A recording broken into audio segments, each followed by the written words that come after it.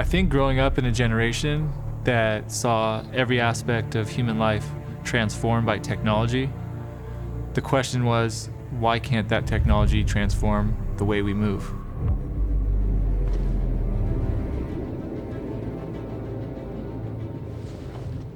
When I first got to the NBA, the idea of recovery was just starting to be implemented into training. There was this idea that an athlete could improve his or her performance by enhancing the way they recovered. The quicker your body recovers, or the faster you can recover, the more you can train, the harder you can train, the more you can get out of your body, and that idea was always very intriguing to me.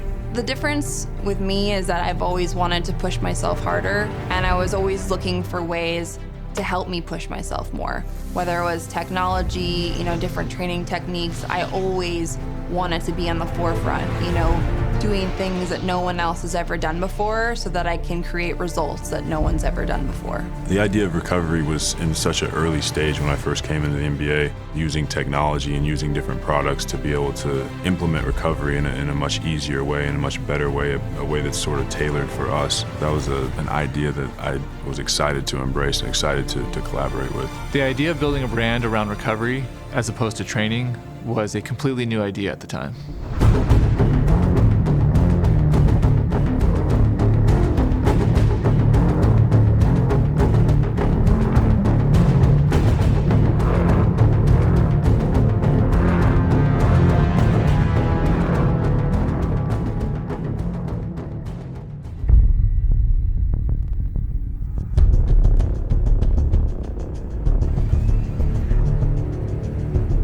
I think we've seen an explosion of technology into the sports and movement industry.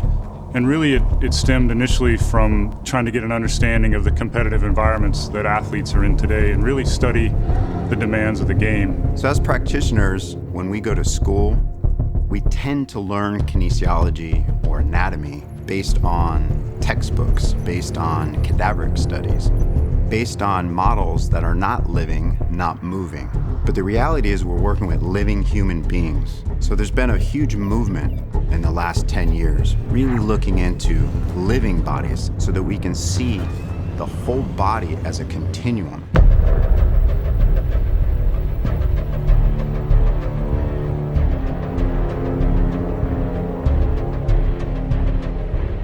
We started out developing wearable ice compression devices, and then we quickly pivoted into dynamic soft tissue devices that would help not only the recovery process, but the warm-up process as well. With the Viper, we were able to gain a whole new understanding of how these devices interface with the body's soft tissue and fluid. In a living human being, there's a high percentage of fluid. The key is to keep fluids moving through the body. Nothing in the human body is meant to stay still. And that really opened up our eyes to this idea that vibration and percussion could change the physiology of the body and change the way we move. That led us to experiment with developing a device that directly applied percussion to the body. And that became the HYPERICE.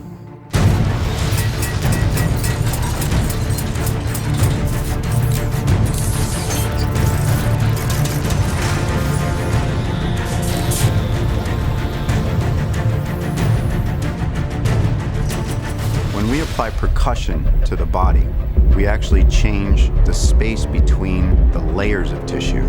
So not only does it change the temperature, but it changes the spacing between the denser layers of tissue. When our tissue is healthy and the muscle is surrounded by optimum viscoelasticity, we get better muscle conductivity, more smooth, efficient movement patterns.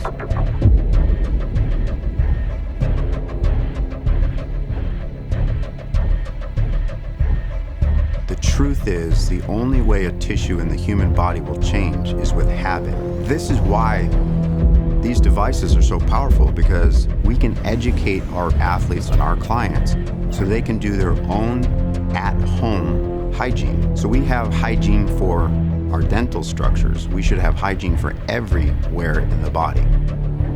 These devices have allowed us as practitioners to really provide a tremendous amount of resources so that athletes can take this level of hygiene, this level of programming home, and enhance their ability to recover and improve their chances of longevity in their sport We engineer devices that change the physiology of the human body. These changes result in dramatic differences in the way the body moves and the way the body feels.